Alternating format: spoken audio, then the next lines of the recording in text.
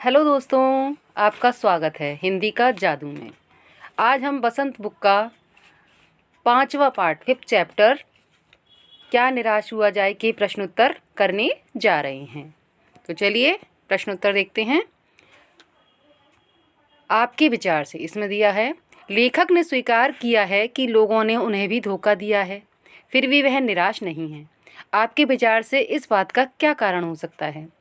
तो इसका उत्तर होगा, लेखक ने अपने व्यक्तिगत अनुभवों का वर्णन करते हुए कहा है कि उसने धोखा भी खाया है, परंतु बहुत कम स्थलों पर विश्वासघात नाम की चीज़ मिलती है। पर उसका मानना है कि अगर वो इन धोखों को याद रखेगा तो उसके लिए विश्वास करना बेहद कष्टकारी होगा। और ऐसी घटनाएं भी बहुत कम नहीं हैं जब लोगों ने अकारण उसकी सहायता की है, निराश मन को ढांढस दिया है और हिम्मत बंधाई है। टिकट बाबू द्वारा बचे हुए पैसे लेखक को लौटाना, बस कंडक्टर द्वारा दूसरी बस व बच्चों के लिए दूध लाना आदि ऐसी घटनाएं हैं। इसलिए उसे विश्वास है कि समाज में मानवता, प्रेम, आपसी सहयोग समाप्त नहीं हो सकते। समझ में आया बच्चों? आगे बढ़ते हैं।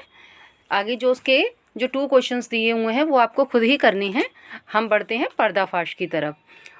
पर्दाफाश में दिया हुआ है प्रश्न नंबर 1, दोषों का पर्दाफाश करना कब बुरा रूप ले सकता है? तो इसका उत्तर होगा, दोषों का पर्दाफाश करना तब बुरा रूप ले सकता है जब हम किसी के आचरण के गलत पक्ष को उद्घाटित करके उसमें रस लेते हैं, या जब हमारे ऐसा करने से वे लोग उग्र रूप धारण कर किसी को हानि पहुंचाएं। ओके, समझ में आया? आगे बढ़ते हैं प्रश्न 2 पर। इसका, आजकल के बहुत से समाचार पत्र या समाचार चैनल दोषों का पर्दाफाश कर रहे हैं। इस प्रकार के समाचारों और कार्यक्रमों की सार्थकता पर तर्क सहित विचार लिखिए।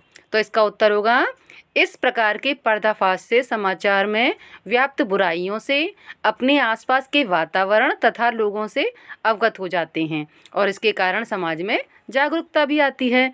साथ ही समाज समय रहते ही सचेत और सावधान हो जाता है। चलिए आगे बढ़ते हैं। कारण बताइए पर इसमें दिया है, निम्नलिखित के संभावित परिणाम क्या क्या हो सकते हैं? आपस में चर्चा कीजिए। जैसे ईमानदारी को मूर्खता का पर्याय समझा जाने लगा है, परिणाम भ्रष्टाचार बढ़ेगा। इसका परिणाम क्या होगा? मूर्खता का पर्याय समझा जाएगा तो परिणाम क्या होगा? भ्रष्टाचार बढ़ेगा। सच्चाई केवल भीरू और बेबस लोगों के हिस्से पड़ी है।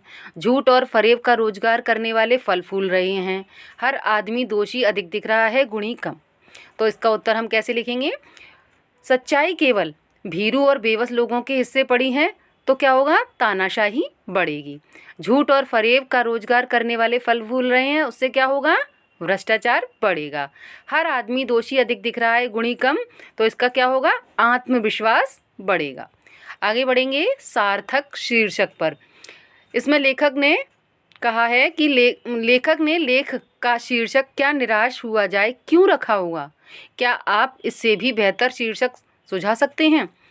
तो इसका उत्तर होगा, लेखक ने इस लेख का शीर्षक क्या निराश हुआ जाए उचित रखा है। आजकल हम अराजकता की जो घटनाएं अपने आसपास घटते देखते हैं जिससे हमारे मन में निराशा भर जाती है, लेकिन लेखक हमें उस समाज के मानवीय गुणों से भरे लोगों को और उनके कार्यों को याद करने को कह रहा है जिससे हम निराश ना हों। तो इसलिए उसने कहा है, इसका अन्य शीर्षक हम निराशा से आशा भी रख सकते हैं। इसका दूसरा शीर्षक हम ये भी रख सकते हैं। ओके, आगे बढ़ते हैं।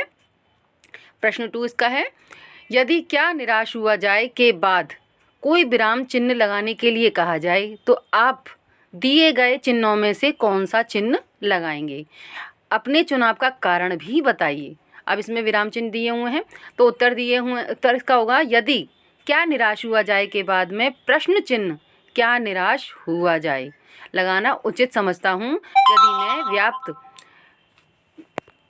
बुराइयों के बीच रहते हुए भी जीवन जीने के लिए सकारात्मक दृष्टि जरूरी है। ठीक है, आगे बढ़ते हैं प्रश्न 3 पर। आदर्शों की बातें करना तो बहुत आसान है पर उन पर चलना बहुत कठिन है। क्या आप इस बात से सहमत हैं? तर्क सहित उत्तर दीजिए। आगे बढ़ेंगे। इसका उत्तर, आदर्शों की बात करना तो बहुत आसान है पर उन पर चलना बहुत कठिन है। मैं इस कथन से सहमत हूँ क्योंकि व्यक्ति जब आदर्शों की राह पर चलता है तब उसे कई कठिनाइयों का सामना करना पड़ता है। असामाजिक तत्वों का अकेले ही सामना करना पड़ता है। ठीक है, आगे बढ़ते हैं। बाकी के क्वेश्चंस तो आप जो क्वेश्चंस बीच में अगर छूटे हुए हैं तो वो आपको खुद से करने हैं बेटे। जो क्वेश्चन खुद से करने हैं उसे आप खुद ही करेंगे, उसे इसमें नहीं दिया गया है। और जो क्वेश्चन हम मतलब करने हैं उन्हें दिया गया है। भाषा की बात इसमें दिया है कि दो शब्दों के मिलने से समास बनता है। समास का एक प्रकार है द्वंद्व समास। इसमें दोनों शब्द प्रधान होते हैं। जब दोनों भाग प्रधान होंगे तो एक दूसरे में द्वंद्व यानी स्पर्धा होड़ की संभावना होती है। कोई किसी से पीछे रहना नहीं चाहता। जैसे चरम और परम यानी कि चरम परम, भीरू और बेबस, भीरू बेबस, दिन और रात, दिन रात। और के साथ आए शब्दों के जोड़े को और हटाकर यानी कि योजक, दिख रहा है ना, ये योजक चिन्ह भी लगाया जाता है, कभी कभी एक साथ भी लिखा जाता है। द्वंद्व समास के 12 उदाहरण ढूंढकर लिखिए। तो 12 उदाहरण क्या होंगे? जैसे कि कोई किसी से कम नहीं है, द्वंद्व है, तो उसे बोला जाएगा क्या, कौन सा समास बोला जाएगा? द्वंद्व समास। कि सुख और दुख, तो सुख और दुख, सुख दुख। भूख और प्यास, भूख प्यास। हंसना और रोना, हंसना और रोना। आते और जाते, आते जाते। राजा और रानी, राजा रानी। चाचा और चाची, चाचा चाची। सच्चा और झूठा, सच्चा झूठा। पाना और खोना, पाना खोना। पाप और पुण्य, पाप पुण्य। स्त्री और पुरुष, स्त्री पुरुष। राम और सीता, राम सीता। आना और जाना, आना जाना। यानी कि दोनों ही एक दूसरे के साथ हैं। एक ना तो पहला वाला कम है ना दूसरा वाला कम है, दोनों में ही द्वंद्व है, इसलिए द्वंद्व समास कहलाएगा। आगे बढ़ेंगे। पाठ से तीनों प्रकार की संज्ञाओं के उदाहरण खोजकर लिखिए। तो इसका उत्तर होगा जातिवाचक संज्ञा में आ जाएगा बस, यात्री, मनुष्य, ड्राइवर, कंडक्टर। हिंदू, मुस्लिम, आर्य, द्रविड़, पति, पत्नी आदि। और भाववाचक संज्ञा में क्या आएगा? ईमानदारी, सच्चाई, झूठ, चोर, डकैत आदि। ठीक है, इसी के साथ आपको हमारा वीडियो अच्छा लगा हो तो आप लाइक और सब्सक्राइब करना ना भूलें। धन्यवाद।